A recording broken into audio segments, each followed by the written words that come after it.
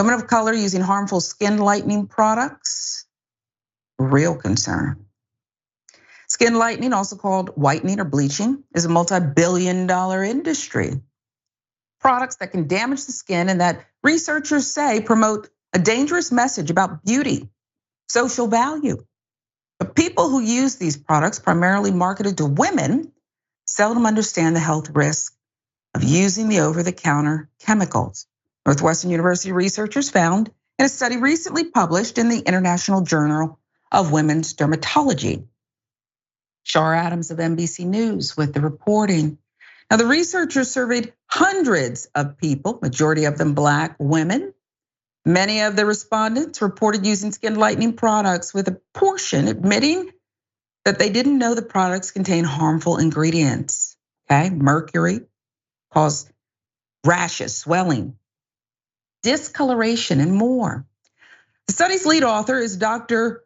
Rupal Kindu, founder and director of the Northwestern Medicine Center for Ethnic Skin and Hair. Dr. Kindu said, quote, "The vast majority of times, skin lightening is really used with the goal of treating a medical dermatological disease or post-inflammatory hyperpigmentations.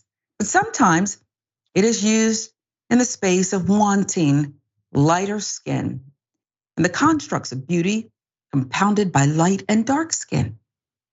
She continued, "We've done other work in that space trying to understand why people might use these products. It's back to lighter skin being more aesthetic or considered something of value among certain communities. This is centuries in the making, generations in the making." Respondents who use skin lighteners reported experiencing colorism in their lives. Colorism or color bias is a system of inequality in which lighter skin on non-white people is considered more beautiful, socially acceptable, deserving of privileges often denied to people with darker skin. Black men with light skin are perceived to have more education than those with dark skin. Skin tone plays a role when job applicants with dark skin compete with light-skinned applicants. Meanwhile, Black people with darker skin face harsher prison sentences than those with light skin, according to research published by the University of Chicago. Northwestern's recent study highlights the health disparities for non-white dark-skinned people. Although colorism is pervasive among Black Americans, such bias is a global issue and exists across nationalities and ethnicities. It has persisted in India for centuries as a result of casteism, colonialism, and in 2021 Pew Research Center poll of Latinos, several said they face discrimination and barriers to upward mobility as a result of having dark skin. In Hollywood, starring roles tend to go to light-skinned actors over dark ones. So Ronald Hall, a Michigan State University professor, has written several articles and books on colorism, including Interdisciplinary Perspectives on Colorism and the Historical Globalization of Colorism. Let's quote the professor.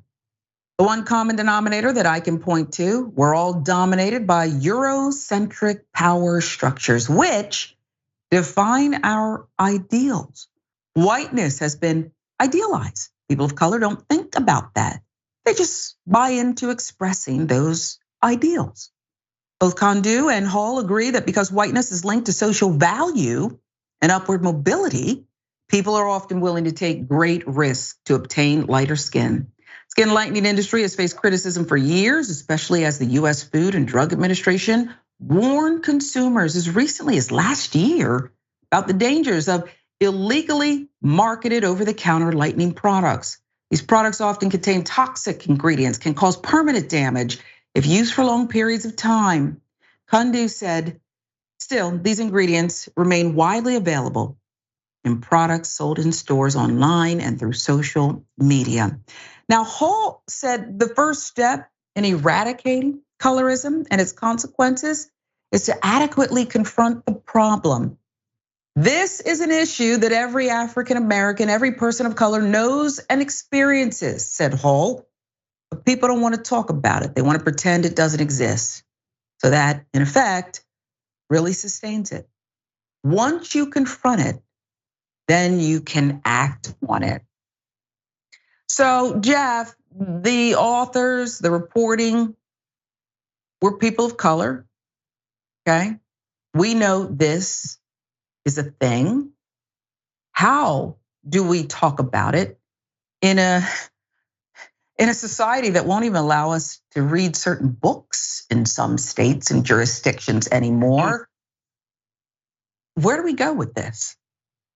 It's being honest, and you just did it a second ago when you mentioned how this is a problem in Black communities as well. I'm on the lighter side of the Black spectrum, a little darker now because of July. I'm somewhere on the number 4 on my toaster when my kids make Eggo waffles. That's my complexion right now. Get a little lighter in December. With that being said, this doesn't necessarily apply to me. I'm on the well-perceived side of this. Darker skinned people who are darker than me, they don't get treated as well. We've seen this when it comes to job interviews and roles in Hollywood and everything else that goes along with this. It is very difficult, but at least be honest about it. I probably get more privilege because I'm lighter and I had nothing to do with it. My dad is ultra light skinned, so like I get it. He has hazel eyes and stuff like that, whatever. Yeah, so yeah, at least be honest about it and be forthright when it comes to this information. Yeah, I couldn't agree more. I used to tell my daughter when I finally taught her how to make coffee for me that I want it to look like this. You understand? That's how much cream I want you to put in it because it's how I like my coffee. Okay, and she got it. Okay, a couple of things. The warnings. Here's the thing: if you've been brought up in a society that tells you that you are less than and you cannot achieve all that you dream to be, including when you look in the mirror feeling good about yourself, be damned the warnings.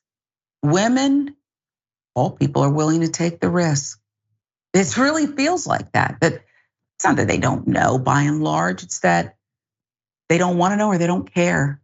It's worth it to just be in that lighter club.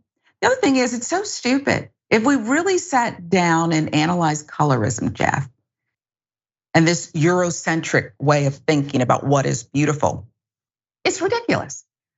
What is coveted is the one thing that if you don't have that skin, you probably can't change enough. And that's why it was done. But we don't talk. So when you say what's real and getting to the heart of things and just speaking it, isn't that part of it? We have to unpack all of it. Yes, definitely we have to unpack it. There's a bunch of implicit, explicit bias that we have that we need to like look down, search within ourselves to say, what is this about? Why am I like this? And not just presume that we aren't that way. I think we all are like that a little bit. So maybe we could just talk about it a lot more than we currently do. You're absolutely right. It's going to take all of us coming together.